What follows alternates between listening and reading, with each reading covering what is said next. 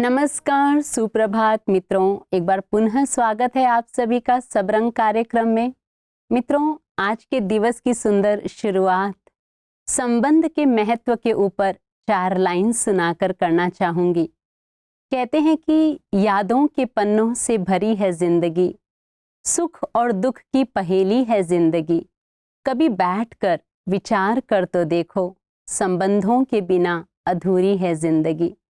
सचमुच हमारे जीवन में हर एक संबंध कितने महत्वपूर्ण हैं। फॉर एग्जाम्पल, यदि घर से कोई भी एक व्यक्ति कुछ दिनों के लिए भी बाहर चला जाता है तो घर कितना खाली खाली लगता है, कितना सूना लगता है।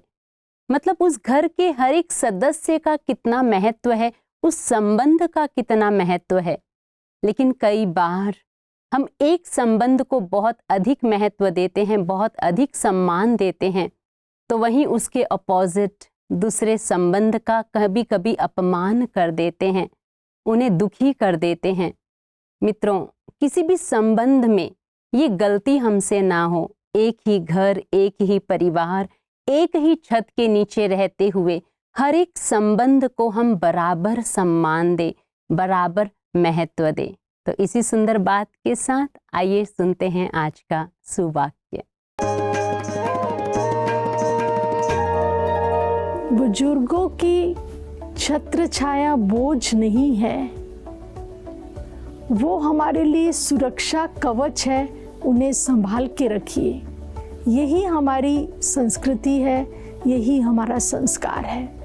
आज की भाग दौड़ की जिंदगी में, तनाव में हमारे बुजुर्गों का ध्यान रखना आज के समय में परिवारों के लिए भी एक स्ट्रेस बनता चला जा रहा है।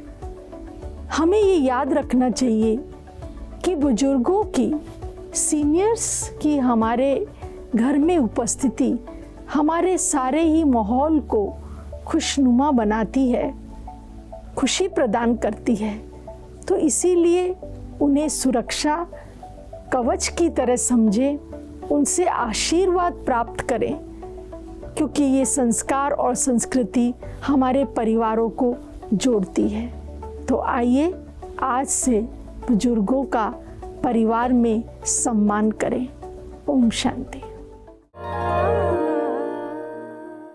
कहते हैं, नजरों में सम्मान और बोल में मर्यादा किसी भी रिश्ते की सबसे मजबूत डोर होती है। मित्रों, यदि हमारे रिश्ते में कहीं भी कड़वाहट है, यदि हमारे रिश्ते में कोई भी कमजोरी है, तो हम इन 2 बातों को जरूर चेक करें। क्या हमारी नजरों में उस व्यक्ति के लिए वो सम्मान भाव है जो होना चाहिए? क्या हम अपनी मर्यादाओं के अंदर रहकर उनसे व्यवहार करते हैं? क्या हमारे बोल मर्यादित हैं? कहीं हम ऐसे बोल तो नहीं बोलते जो मर्यादा के बाहर हैं, जो सामने वाले को दुखी कर देने वाले हैं? मित्रों, इन 2 बातों को हम जरूर चेक करें, तभी हमारे संबंध में वो मधुरता, वो मिठास आ पाएगी। तो इसी बात के साथ लिए चलती हूँ आपको अगले सेगमेंट की ओर। आपकी सेहत आपके हाथ। नमस्ते। आज हम आपसे ये बात करने जा रहे हैं कि जब भी कोई बीमारी डायग्नोज होती है तो वो एक ही चीज़ होती है ना जो हमें हिम्मत देती है, और वो है होप, यानी उम्मीद, आशा, विश्वास।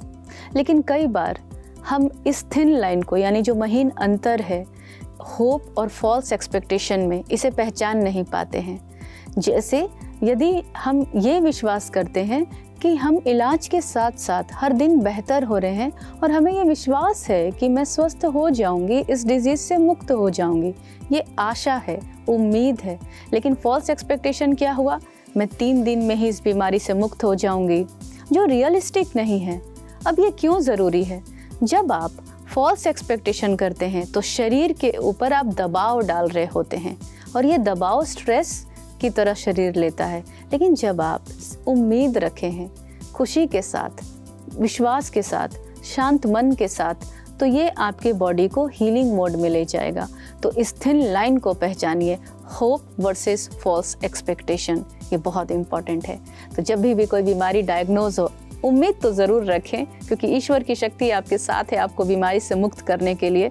लेकिन आप फॉल्स एक्सपेक्टेशन से अपने आप को बचा के रखें, क्योंकि कई बार हमने देखा है कि हमारे पेशेंट्स कुछ फॉल्स एक्सपेक्टेशन की वजह से ट्रीटमेंट भी छोड़ देते हैं। तो हम पूरी उम्मीद करेंगे कि आप अपने उम्मीदों के साथ इस हेल्थ जर्नी पर बने रहें, अपने आप को स्वस्थ रखें। Thank you so much. कहते हैं बीता हुआ कल लौट कर नहीं आता, लेकिन हाँ, बीते हुए कल में लोगों के द्वारा किया गया बर्ताव जरूर याद आता है।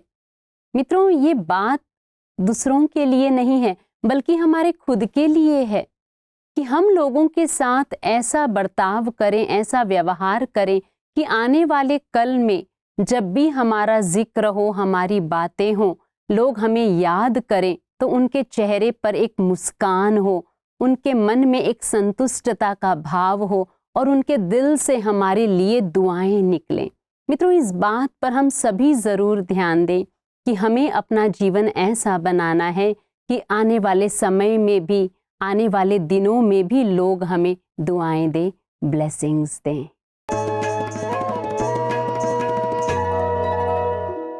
मैं डॉक्टर मधु जैन हूँ। मैं department of obstetrics gynaecology, institute of medical sciences, Banaras university में कार्यरत हूँ। वहाँ पर मैं अपनी सेवाएं 1980 से दे रही हूँ और मैं बाबा के ज्ञान से 2006 से जुड़ी हुई हूँ। मैं आपको ये बताना चाहती हूँ कि जिस तरीके से मेरी ज़िंदगी में बदलाव आया, मैं चाहती हूँ कि सारे भाई बहनें और स्पेशली डॉक्टर्स भाई बहनों की ज़िंदगी के लिए जो यहाँ पर राजयोग सिखाया जाता है बहुत ही ज़रूरी है। क्योंकि आप लोग जानते हैं कि हम लोग योगा तो करते हैं, लेकिन योगा का मतलब होता है सिर्फ फिजिकल योगा। जब तक कि आप उसको अंदर से अपने में चेंज नहीं लाएंगे, मेडिटेशन नहीं करेंगे, तब तक जो है इस योगा का कोई फायदा, जो करते हैं उसका कोई फायदा नहीं निकलता।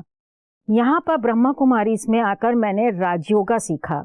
राजयोगा में आपको आत्मा परमात्मा का परिचय, या आप मेडिकल भाषा में कह सकते हैं सेल्फ अवेयरनेस। सेल्फ अवेयरनेस का जब हमको ज्ञान हो जाता है तो हमारे जीवन में जितने भी प्रॉब्लम्स आती हैं, जो भी परिस्थितियां आती हैं, उसका समाधान बहुत आसानी से हो जाता है। तो अगर आप ये राजयोगा करें, जो कि मैं कहूँगी it is the best medicine without the side effects, तो आप जब ये राजयोगा करते हैं तो आपकी ज़िंदगी में अंदर से जो बदलाव आते हैं, जो आपके में बायोकेमिकल हार्मोनल चेंजेस आते हैं, वो आपको खुद ही इन सब बीमारियों से बचाते हैं। तो मैं ब्रह्मा कुमारी इसका बहुत बहुत धन्यवाद दूंगी कि उन्होंने मुझको यहाँ पे बुलाया। और मैंने हेड ऑफ द डिपार्टमेंट होते हुए भी मुरली को मैं जो हूँ, सिर्फ जिस दिन मेरा ऑपरेशन थिएटर होता है उसी दिन मैं नहीं जाती हूँ और नियम से मैं बाबा की मुरली सुनती हूँ। उससे क्या होता है, हमारी नियम से सेंटर पे जाने से हमारी बैटरी चार्ज होती रहती है और बैटरी चार्ज हमारे में सोल में पावर आ जाती है, हमारे में मेंटल पावर आ जाती है, इमोशनल स्टेबिलिटी आ जाती है। तो हम कितना भी डिफिकल्ट कार्य हो उसको बड़ी आसानी से पूरा कर लेते हैं। मित्रों, बात हो रही थी दुआओं की, ब्लेसिंग की। हमारे बड़ों ने बहुत अच्छी बात कही है कि वक्त अच्छा हो या बुरा, वो गुजर ही जाता है। इसलिए अच्छे वक्त में अहंकार नहीं दिखाना है और बुरे वक्त में दुखी होकर नहीं बैठ जाना है। मित्रों, जीवन में चाहे कोई परिस्थिति है या कोई बहुत बड़ी प्राप्ति है, लेकिन हमें इसका बैलेंस बनाकर चलना है। ना ही अहंकार में आ जाना है और ना ही दुखी हो जाना है। और जो ऐसे बैलेंस बनाकर चलते हैं, उन्हें ही सबके दिल की दुआएं मिलती हैं, ब्लेसिंग्स मिलती हैं। तो मित्रों, इस बात को हम जरूर ध्यान में रखें।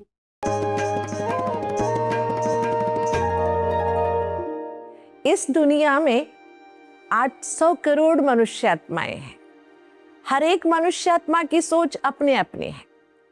अपने अपने सोच के अनुसार मनुष्यात्मा परमात्मा के साथ जुड़ता है और जिस भावना से जुड़ता है उसी का फल पाता है। अगर मेरी भावना कोई छोटी मोटी चीज के लिए है, जैसे कि मुझे ये चाहिए, वो चाहिए, ज्यादा मार्क्स चाहिए, मुझे अच्छा घर चाहिए, अगर सोच छोटा ही है तो प्राप्ति भी छोटी ही होगी। अगर मैं बड़ी सोच रखती हूँ कि मुझे आनंद चाहिए, मुझे तृप्ति चाहिए, तो परमात्मा आनंद का सागर, शक्तियों का सागर, उससे हमें आनंद की प्राप्ति और संतुष्टि की प्राप्ति जरूर होगी। इसलिए भगवान कहता है कि भगवान ऐसे नहीं कर सकता, सभी को देता जरूर है, लेकिन जैसे हमने सोचा है कि हम अपने पात्रत्व को बढ़ाएं, हमारे अंदर की इच्छा, जो छोटी इच्छा है, भौतिक इच्छा है, उन इच्छाओं को थोड़ा सा हम एक कॉमा लगा दें और अपनी इच्छाओं को विस्तार करें, अर्थात बेहद की इच्छा रखें, बड़ा विशाल मनोभाव रखे, दिल बड़ा रखे, तो प्राप्ति भी बहुत बढ़िया हो सकती है। क्योंकि दुनिया या हमारे सोचों पर निर्भर है। हमारे सोच अगर ऊंचे होते हैं तो हमारे सोच ही दुनिया में, यूनिवर्स में एक वातावरण, एनवायरनमेंट क्रिएट करते हैं, वही एनवायरनमेंट लौट के हमारे पास आते हैं। इसलिए पहले हम अपने सोच को, अपने दृष्टिकोण को विशाल बनाएं, शक्तिशाली बनाएं, तो उसके फलस्वरूप हमारी प्राप्ति भी अच्छी और परमानेंट या शाश्वत तरीके से प्राप्त करने योग्य हो जाएगी। मित्रों, एक सुंदर सी बात के साथ आपसे विदाई लूंगी। एक बहुत ही सत्य बात कि जब एक सुई अकेले होती है तो उसकी फितरत चुभने की होती है, लेकिन जैसे ही वो धागे के साथ जुड़ जाती है उसकी फितरत बदल जाती है और एक दो को मिलाने के निमित्त बन जाती है। मित्रों, इसे कहते हैं संग का रंग। अच्छा संग हमारे जीवन में एक अच्छा परिवर्तन लेकर आता है और इसीलिए हम अपने बच्चों को भी ये शिक्षा जरूर देते हैं कि बेटा अपने संग का ध्यान जरूर रखना, किसी भी ऐसे व्यक्ति का संग नहीं करना जो तुम्हें गलत आदतों का शिकार बनाए। तो मित्रों, केवल शिक्षा दे ही नहीं बल्कि इस शिक्षा को हम खुद अपने जीवन में भी याद रखें कि सारे दिन भर में हमें किसी भी ऐसे व्यक्ति के संग में नहीं आना है जो हमें गलत दिशा की ओर लेकर जाएं। तो आज सारे दिन इस बात का हम सभी जरूर ध्यान रखें। इसी ही सुंदर बात के साथ नमस्कार, ओम शांति।